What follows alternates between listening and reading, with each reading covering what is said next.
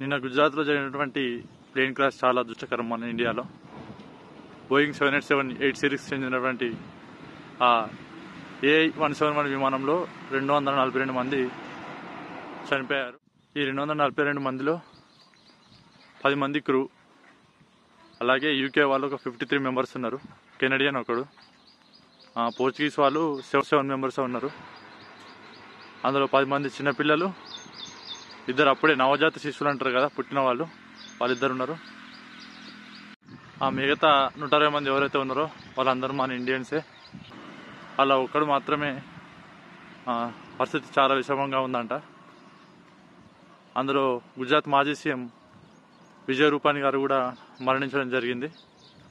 ఇతరులు కూడా కన్ఫర్మ్ చేశారు చనిపోయినట్టు. అలాగే ఈ విమానం ఎప్పుడైతే 600 ఫీట్లకు లేచి నిమిషానికి 460 ఫీట్లు కింద పడడం జరిగింది. ఆ ప్లేను రన్వే ఉంటుంది కదా, రన్వే దాటగానే గుజరాత్ కాలేజ్ ఉంటుంది, మెడికల్ కాలేజ్ ఒకటి, దానిపైన పడింది. వాళ్ళు అప్పుడు లంచ్ చేస్తున్నారు పిల్లలు, మెడికోలు.